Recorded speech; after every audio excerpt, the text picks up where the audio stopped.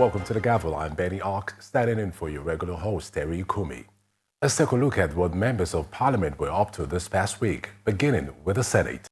The Senate has confirmed the appointment of Professor George Amupitan as the new chairman of the Independent National Electoral Commission, Inec, following an extensive screening session during plenary. Professor Amupitan's confirmation came after 2 hours of questioning by senators who pressed him on how he plans to restore credibility to Nigeria's electoral process and implement meaningful reforms within the commission. In his opening remarks, the 58-year-old professor of law, who is the first Inec chair from the North Central region, gave a brief overview of his background. My formative years were nurtured in the environment, a nurturing environment of my early primary school at Baptist Primary School in Electoral, between 1971 and 1976. Just to say, Your Excellency, distinguished senators, that my parents were teachers. My mother grew up to be the headmistress, the famous headmistress in our place, and my father metamorphosized to become president of Upper Area Court. Three things have always influenced my life. Number one, God. Number two, hard work. And number three, mentorship. With your wealth of experience, can you share with us what accountability mechanisms that you will expand or introduce into our electoral process? One of the thorny issues that came up in the last election was the issue of beavers and IREF platform, which were game changers. Given your understanding of the terrain, how do you intend to ensure these technologies function optimally? IREF was supposed to provide some guarantees and checks and balances. But owing to the issues of glitches, which in simple time, I understand as improper configuration, I have to audit the system if I'm given the opportunity to see what is actually wrong. Promising to rebuild trust and safeguard the integrity and independence of the electoral process, he asserts that the deployment of technology, including drones, will be prioritized as a central strategy. We can also invest more on logistics to ensure that every part of Nigeria we can penetrate. Even if we have to use drones or whatever, with necessary safeguards to ensure that those materials get to those places, because no voter will be left behind. And that will be one of our policies. On tackling electoral malpractice, especially among returning officers, the professor proposed the creation of an internal oversight system. There is a need for an electoral offences commission that will be able to investigate. Inec does not really have the capacity presently. We can introduce a whistleblowing policy too that will enable people to detect and expose such practices. He also addressed the protected issue of conducting local government elections and allegations of being part of the President Tinubu's legal team in the 2023 elections.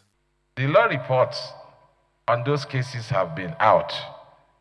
And even when I was coming, I decided to have certified true copies of the counsel that appeared. I did not appear in the Presidential Election Tribunal and at the Supreme Court. So you never represented Peter Obi or PDP? I was not part of it. After 2 hours of screening, one lawmaker raised a motion which threw the chamber into a rowdy session. With the permission of Mr. President, distinguished colleagues, if the nominee could be allowed to answer these questions and then take a bow and take the leave of the Senate. We're asking questions. Sir, you have to rule on this motion. We expect you to ask questions. You gave the direction, Mr. President. You gave direction, Mr. President. You should ask questions. Yes. Let's do 2 minutes. The motion is then put to a voice vote. Those in support that he be allowed to ask to answer the few questions that are still pending, and thereafter take a bow and go. Say aye. Aye. Those again say nay. Nay. The ayes have it. Professor Amupitan, a senior advocate of Nigeria who succeeds Professor Mahmoud Yakubu, subsequently takes a bow and leaves.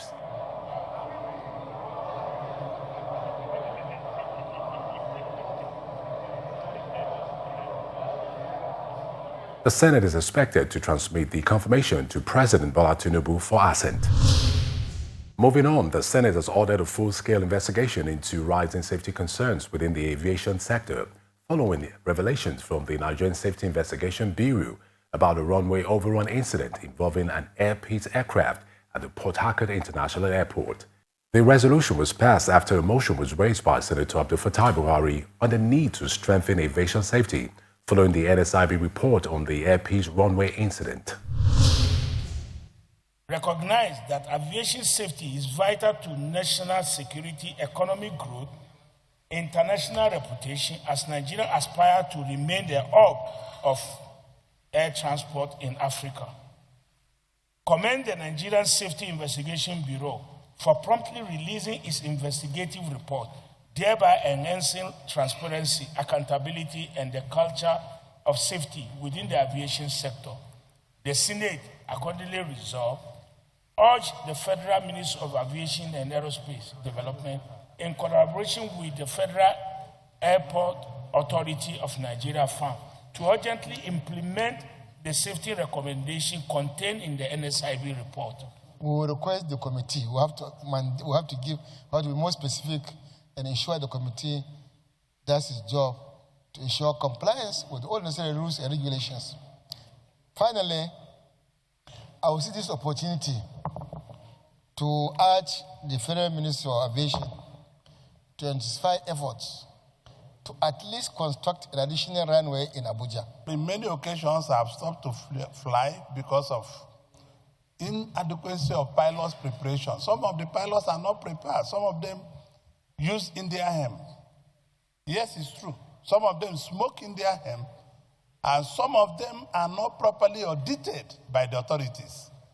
I am telling you what I know, because the NCA and NEMA and other authorities are not looking after these pilots and checking them on drugs. Due to the very frightening nature of the issues raised in the motion, and the issues raised by senators on their debate on the motion, the Senate do mandate the Committee on Aviation to conduct a thorough investigation of these issues that have endangered aviation in Nigeria and report back to the Senate within 2 weeks.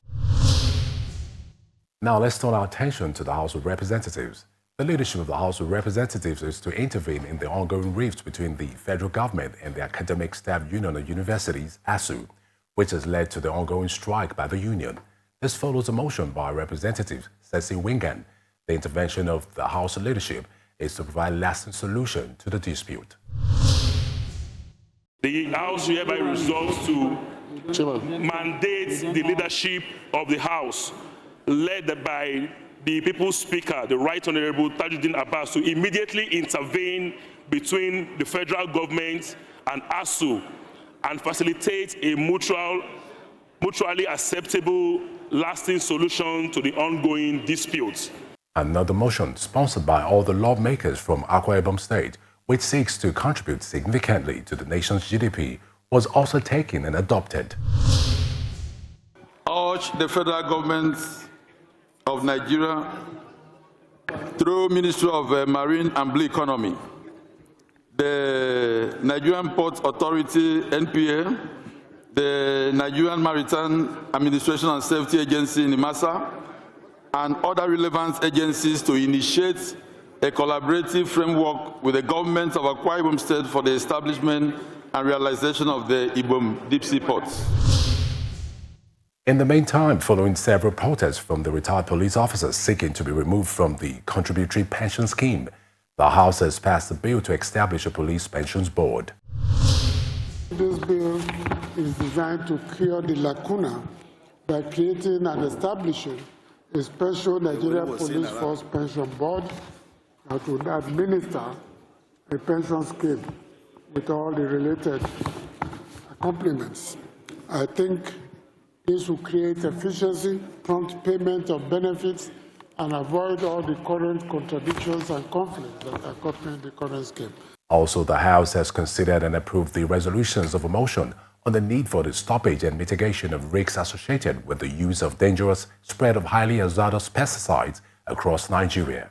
The House accordingly resolved to urge the federal ministries of Agriculture and Food Security, Health and Social Development, Environment and non-governmental organizations to immediately conduct a nationwide review and inventory of highly hazardous pesticides in circulation. Similarly, a motion on the flagrant abuse of due process and infringement of local content, disobedience to Petroleum Industry Act, and non-compliance with tax laws by oil and gas companies operating in Imo State has been approved by the House. Urge the oil and gas companies operating in Imo State to urgently comply with 1. Provisions of Nigerian Oil and Gas Industry Content Act 2010 regarding indigenous employment, contract awards, and establishment of operational offices. 2. The Host Communities Development Trust requirements under the Petroleum Industry Act, PIA 2021.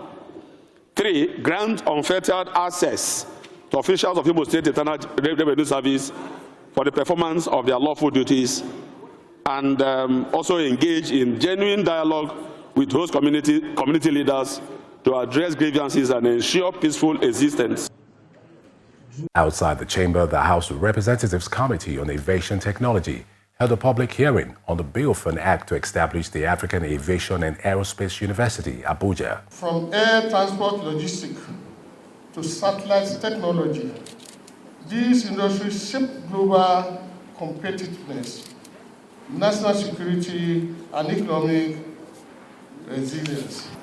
Collectively, these figures substantiate the assertion that Africa and Nigeria face critical shortages of aviation professionals, thereby justifying the urgent need for institutions such as the AAAU. Africa's aviation sector was projected to grow at 5.7% annually, creating an urgent need for locally trained professionals and researchers. The House of Representatives is calling for the immortalization of former Speaker of the House, Agunwa Inec, who passed away on the 5th of July this year. Lawmakers made this call during a valedictory session held in his honor. Lawmakers believe that he deserves to have a national monument named after him for his contribution to national development. The Speaker of the House said committee rooms will be named after former speakers, extension of the honor to other former speakers. Right Honorable Agunwa Inec did not merely occupy the office of Speaker. He accepted the challenge and the enormous responsibility entrusted in him. He discharged his duty with humility and a deep sense of service. The Third Republic House of Representatives with moderation. Right Honorable Agunwa Inec was indeed a moderator. He was a bridge builder. Whilst we ask the federal government to name a national monument after this former speaker, this amiable speaker, this indefatigable officer of the Federal Republic, we also ask the National Assembly to name a structure in here in the name of Chief Agunwa Inec. The Independent National Electoral Commission, INEC, as well as stakeholders are heightening the advocacy for early and diaspora voting as significant amendments in the new Electoral Act ahead of the 2027 general elections. These were the submissions during the National Public Hearing on Electoral Act organized by the National Assembly Joint Committee on Electoral Matters in Abuja. Here is the report. Lawmakers, heads of civil society organizations, representatives of service chiefs, scores of stakeholders, among others, converge for a one-day public hearing on a bill to amend the 2022 Electoral Act. The President of the Senate, as well as the Speaker of the House of Representatives, who were represented, vowed to ensure transparency and accountability. It is an act of renewal, an affirmation that our democracy must continue to evolve with the times. The law we make today must correct the weakness of yesterday and prepare the ground for the victories of tomorrow. Therefore, these reforms respond to the national demand that the ballot box be sacred, that all votes count, and that disputes are resolved swiftly and fairly. Some of the key highlights of the bill include voting by inmates, early and diaspora voting, inclusion of the national identification number as a requirement in the voters' registration, non-compulsory use of permanent voters card, compulsory electronic transmission of results. Elections into the office of the President and the Governor of a state shall be held not later than 185 days before the expiration of the term of office of the last holder of the office. The advocacy for early voting is again intensified by the Independent National Electoral Commission. It's a no-holds-barred session as international partners and the civil society weighed in with the expectations for credibility in the nation's electoral process.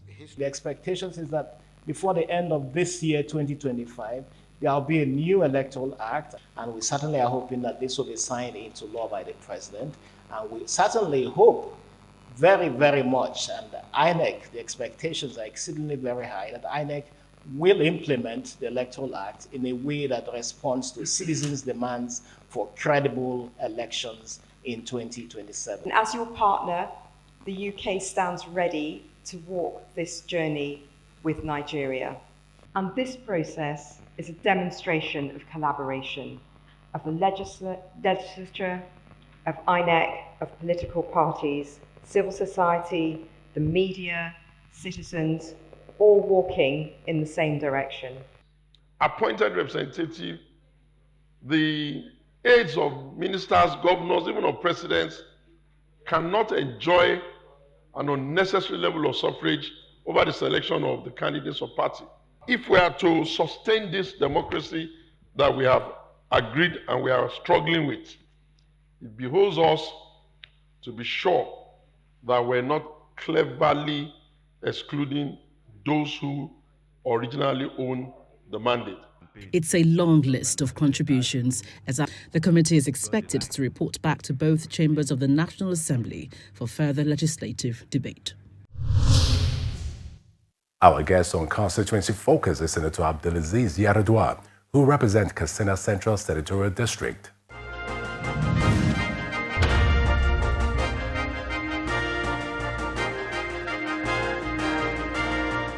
I've done so many of the free medical care for my constituency, ranging from surgery of hernia, eye surgery, and giving of free drugs. And this has impacted well within my constituency. You know how drugs are today, very expensive for our people to get. So what we did was to ensure that, at least every month or every 2 months, we conduct a free medical outreach, for our people, having different, dealing with different types of diseases. So we are going, category by category to do the best we can to provide drugs for them, to provide surgery for them, eye surgery and so on. Cataract, and the rest of them. So that we have been doing on a monthly basis.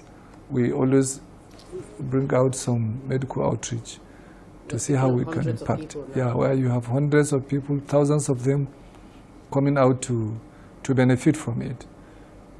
And the state government is also doing very well in that regard. Our hospitals are now up. We have over 1,000 primary healthcare centers have been built by our amiable governor. So he's doing very well in the health sector too. But ours is to try and augment and improve on what he's doing. I've also provided potable drinking water, especially to the rural areas where they don't have water is a challenge to them. So this we have been doing through constituency projects to identify villages where they don't have water, and also to improve insecurity. We provide solar lights, to ensure that a lot of the villages are lit up, to discourage these bandits, from sneaking in at night to go and, kill them. So this we have been doing. We have also been providing a lot of medical equipment, especially for our Federal Medical Center. I've provided an equipment worth 300 million, so that, that will improve, the healthcare system, because it's not everything that the federal government or the state government will provide. So wherever we see, gaps within the hospitals, we try to, put it as part of our constituency project. Right now, I'm also providing a mini grid in one of our general hospitals, to complement what the state governor is doing. So there are so many things we are doing, and primary health centers. I've built about 2 or 3 of them now. I'm also providing CBT centers, so that some of the local governments, our students who usually do carry out these exams, JAM exams, are given the opportunity. Some years back they have to go to Kano, to conduct, to go and write JAM. But today we have, the centers are not enough. So I'm focusing on such areas to ensure that every local government within my senatorial zone has a CBT center. So at least that reduces, the chances of our students moving outside their own local government to go and write JAM. And aside from that, it helps improve their ICT skills, because after JAM, the CBT center is there. We're building them within secondary schools, so that it becomes like a learning hub for computer training and so on.